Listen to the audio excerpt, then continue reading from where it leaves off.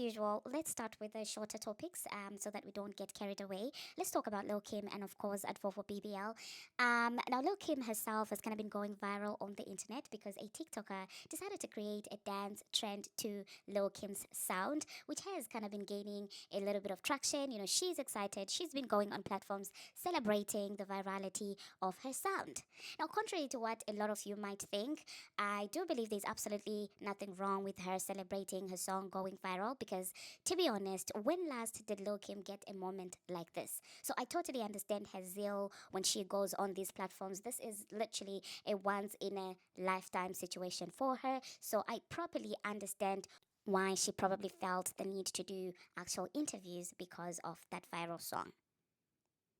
But obviously, as somebody who isn't familiar with going viral and her sounds going viral, she didn't understand the importance of crediting the person who created the trend. Okay, she went on several platforms and didn't give any form of acknowledgement to the person who created the dance, hence, the person who's responsible for her going viral. And that didn't sit well with that person to the extent that they ended up actually writing a diss track. Now, this plot twist is something I genuinely didn't see coming.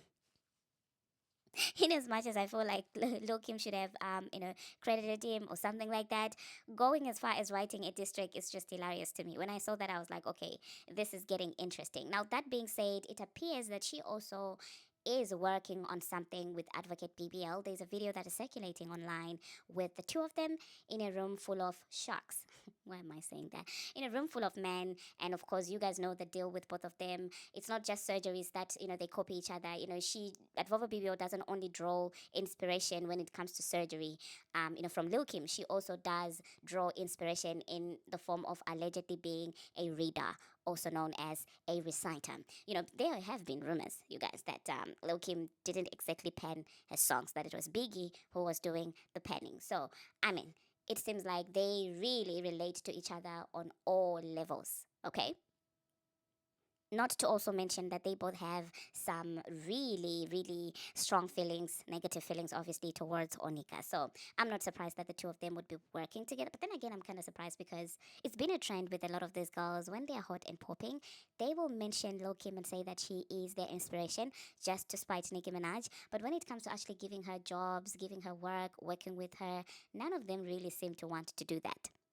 So yeah, actually, I am surprised that they are in the studio together because for the past couple of years, when Advovo was hot, and was still getting pushed by Pacific, we didn't see this happening.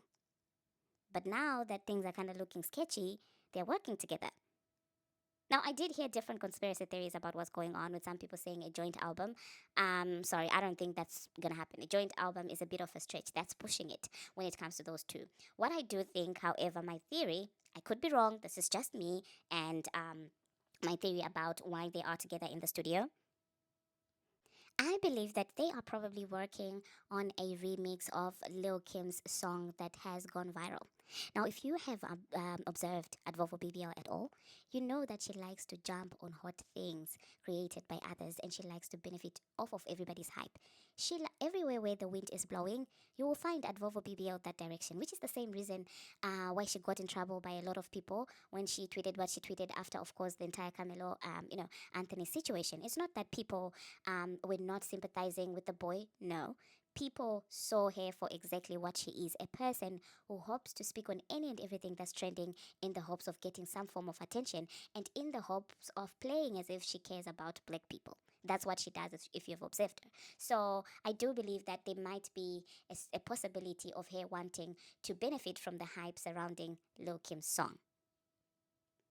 Now, as for Lil Kim, if she allows this to happen, well, it is what it is. It seems you like being used. As long as you're being recognized, as long as a Nicki Op is involved in that, you will take anything. Because why would you allow another person to hop on there, a person that never spat in your direction over the past couple of years? Why would you give her the chance to benefit off of your viral song?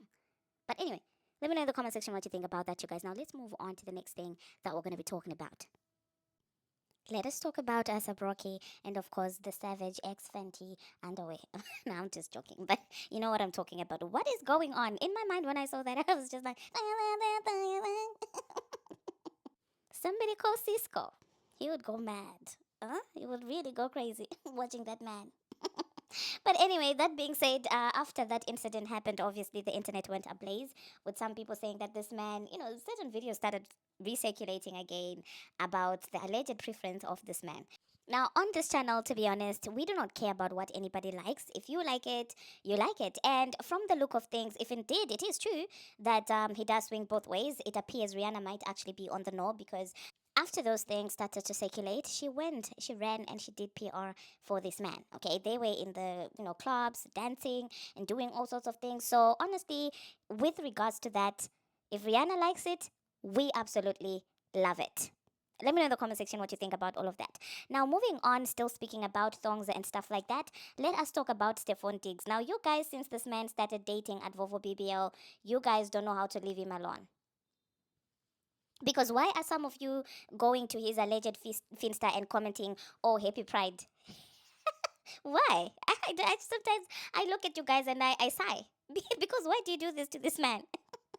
Somebody went and commented on his Finsta. He was wearing his little crop top, his bag, his little jeans. It was looking cute. It was tea. I don't even want to lie. It was really giving. Okay, rainbow or not, it doesn't matter. That look was eating. But in as much as the look was eating, what possesses you guys to go on this man's Instagram to provoke him? Why? Why do you find the need to wish him happy Pride Month? Why? Why? Oh my god. And then he did clap back. And I'm not sure if it is the person who commented who made me laugh more, or if his response even made me laugh more, because I'm like, Stephon, you would have, you could have ignored this. You didn't have to respond, because the response itself, I was like, go on, pink handbag. I was like, yeah, clock it. I was doing my finger sign. I was like, clock it, pink bag. Anyway, this is what Stephon said in response. So I went on Instagram to look for the screenshot. Let me just tell you what happened. I didn't get to even look for the screenshot because I just saw DJ Boof was on live, and I acted like an unhinged person. And this is not what I do. This is not how I move. You know that I don't go in anyone's pages commenting anything, but I just I was so mad. Yeah, I saw him on live. There were 34 people, and he was, playing in some club, and it was on live. And you all know that by now, the stuff that he said about Wendy has already started circulating. So I went on there. I wanted to see what was up because I thought maybe he's explaining or apologizing and stuff like that. And there he was trying to act like he's above of the situation, trying to act like, oh, unbothered. And now I understand how you guys feel when you go and tussle in the comment sections with people, because it gets to a point where it's very annoying. You know exactly what you did, you know what you're trying to do. Now you're trying to act like you're above the situation. It's absolutely disgusting. Literally took me out of character to a point where I had to leave a comment. Of course, I didn't leave any evil comment. I just said he was evil, and I just said he was a sellout. Those were my two comments, which is something that's very rare, because no matter how I feel about someone, I'm not the one to go on their personal page and even argue with them on there. It's not my thing. It's not my MO. But this man has annoyed me to, I don't know, to an extent that I never thought was possible when it comes to these celebrities that I don't know. But with him, it's just like, ew, just hearing about how he spoke about Wendy Williams riled me up. I'm not even going to lie, you guys. I'm like, how do you say that that's your friend in one breath, and you're talking to a random person, a stranger on the internet, and you're talking about her like she's an animal? Like, I brought the bee back to life. Who says disgusting stuff like that? Who says evil stuff like that? Like, how can you even say I brought the bee back to life? What? Who says that? Guys, are you sure we're not tweeting amongst demons? Because at this point, no, there has to be, some people who are not real people, demons that fell from heaven. Because what's going on? Well, not from heaven, I guess, from the other side. Because it's not possible. It's just not something that someone does, even to your worst enemy. You don't talk about the possible passing on of someone you once worked with in such a manner. Like it's just another animal that was about to get a. Like, what is this? That man disgusted me so much. And the fact that he allegedly has been going around in Bab's DMs trying to convince them that Nicki is not telling the truth about Jay-Z. Since when did he become the advocate for that man? That man can speak for himself. You, as someone who was close to Nicki Minaj, why is it your duty? Why are you making it your responsibility to go to Nicki Minaj's fan base to try and convince them that she is not telling the truth about Jay-Z? They are going to make people mad. If you're scared of Jay-Z, be scared on your own. If you received something from him, then just say that. Just because you're scared of him doesn't mean that everybody has to bow down to him. He's not God. He's not God. He's a dirty man. Like, he's such a dirty, low down, disgusting human being, because, wow. How could you do that to someone you've worked with for all? But then again, when you hear him talking about Wendy Williams, you realize the kind of person that he is. I couldn't believe it. And then people come here and pretend to care.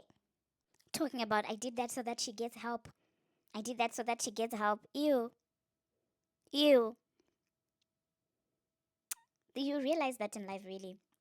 We tweet amongst demons, we walk amongst demons. That's what's going on. And if you do not cover yourself with prayer, these demons, yeah.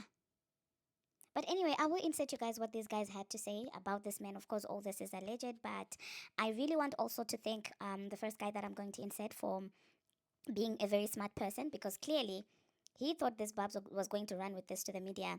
And so the narrative would then start to set up Nicki and put her up into a conservatorship. Okay, so I'm really truly glad that this man acted with discernment and only released a clip of what he said, because Wendy is already in trouble. So it's not like what DJ Boof is going to, it's not like what that man said about Wendy is going to change his situation. If anything, it gets to see the people who had hands in her being in the state and situation that she is in right now. So I'm really truly impressed by the discernment of this man. Well done, sir, for moving in such a smart way, because I think he was planting that narrative so that the Babs would do the heavy lifting for him. And thank you for not falling for the bait, really. The way I was so impressed, I loved how strategic this man was. Well done. That's all I'm just going to say. Well done, well done, well done, well done. Hats off to you. Okay. Anyway, that being said, I will insert what he had to say, and then I don't think that I'm gonna be coming back after that. But thank you very much for watching, and thank you very much for making it this far. If you have not already, what are you waiting for? Smash that subscribe button and do turn on the notification bell so that you'll be notified each and every time that I post. Until my next one, see you.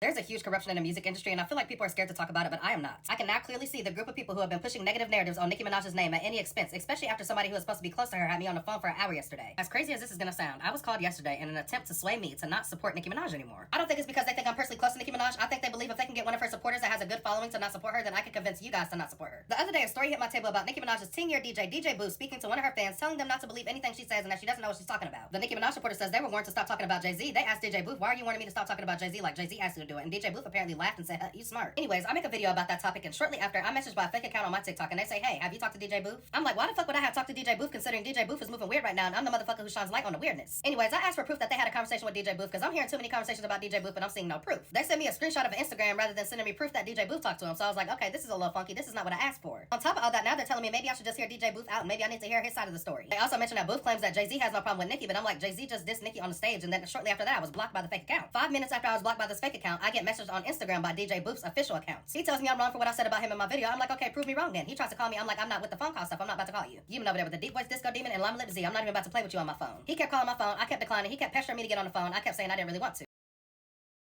Now, after I replied to him about one time, I screenshotted that DJ Boof followed me on Instagram and posted it to my TikTok story and said something weird's going on. The post wasn't even up for maybe 5 minutes, and DJ Boof starts spamming me more messages saying, why are you already posting the tea? People are telling me not to talk to you. I just want to have a real conversation with you. See, this is that shit. Instantly, I get mad, but I also get a little sussed out because I'm like, okay, now this nigga obviously has people watching me, because how did he even see that post? After that, he continued to try to call me, and since it wasn't my real number, but Instagram is protected, I decided to go ahead and get on the call. As for the portion of the call that has to do with Nicki Minaj and her business, I'm sorry, but I will not be sharing it, as I believe they shared this with me in hopes that I would go sell it to the media. The only person that I feel needs to hear that delicate information spoken about in the manner that it was is Nicki Minaj. Now, the first 5 to 6 minutes of that phone call, when you were talking about Wendy Williams and how you essentially helped her downfall to save her life, even though they say she's in a bad condition still, the mic is yours, Boof. Okay, what's up, man? I'm Boof. What's your name? My name's Jay, man. Jay, what's up, man? So, where you from, Jay? I don't even share my location. I'm not trying to be I didn't famous. ask you, I just asked where you from. Like, I'm from New York. I'm from Brooklyn. We adults, my nigga. Like, I ain't one of them type of guys, bro.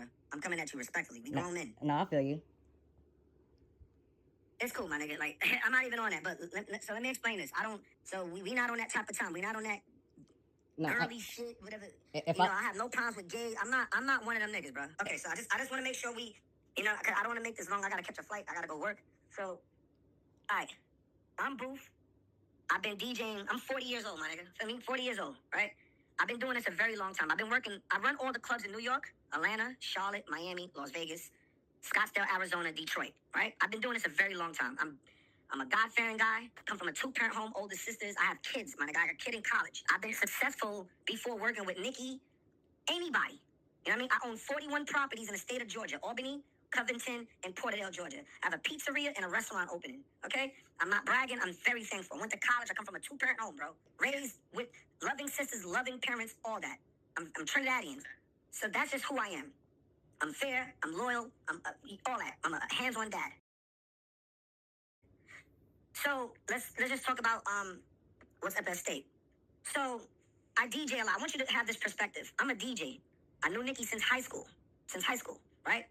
I worked on the Wendy Williams show first. Me and Wendy is still friends to this day. I left the Wendy Williams show because she was sick, illy sick, and tried to herself. Do you hear what I'm telling you? So I want you to understand it. I did CPR on her and brought the back to life. Put her in my car, took her to the hospital, never heard from Wendy or the company again. They said I seen too much, man. Instead of getting this woman help, that's what y'all do. You know she's not well. She's an alcoholic. So you know what I did? I walked away from the show, man. I spoke to Wendy, went to her crib. She said, Boof, I'm so sorry. I miss you. We are friends to this day. To this day. So when I went viral 7 years ago, when I said, sorry for the victims, that was only to get Wendy to stop drinking because it's... But y'all remember when I told y'all that I received a phone call behind the scenes from someone telling me, yo, you need to chill out. Nick, you can't believe everything Nicki Minaj is saying. Yo, I'm telling you, Jay-Z and B, they not really doing nothing to Nicki Minaj. Remember when I told y'all that I got that phone call of somebody behind the scenes telling me that I need to chill out before I make people mad? They threatened me just about telling me, yo, if you don't chill out, you're gonna make enemies. Y'all remember when I told y'all that? But let's just say, the call came from within the camp. So now I'm curious to see what Boof has to say now, Boof. Because you was on my line and you deleted our messages and you unfollowed me after you followed me and you hit me up trying to make it seem as if it was a mistake that you hit me up. You don't remember that? You hit me up and you said, yo, what's good? And I said, yo, what's up? And you said, oh, my bad, it was a mistake. And I said, no problem, bro. Have a good day. And you said, oh, but while I got you, I've been seeing your videos. So it wasn't a mistake that you reached out to me. You came to me purposely. You followed me, unfollowed me, messaged me, unsent your messages, called me. But, buddy, guess what? Screenshots and voice recordings don't lie. You sat there and you told me not to believe the hype that Jay-Z wasn't going to respond to Nicki Minaj because of the hype. Because what Nicki Minaj was saying was lies. You was backing Jay-Z up heavy. So now I'm curious to see if you're going to pop out as somebody who was supposed to be Nicki Minaj's right hand. Are you going to pop out and actually defend Nicki Minaj for what this man is saying against her husband, and her son? Or are you going to take the other side and just because you just did a party for Jay-Z and Beyonce, because you just was around Jay-Z and Beyonce, that you're not going to defend Nicki Minaj who has had your back? Oh, but that's right. Because Nicki Minaj was embarrassing you on tour, you don't feel like you should publicly defend her anymore, right? When I told y'all it's gonna get uglier, then, and mommy, I meant it. Because at the end of the day, Nicki Minaj don't have anybody she could really trust. So the fact that Jay-Z just popped out and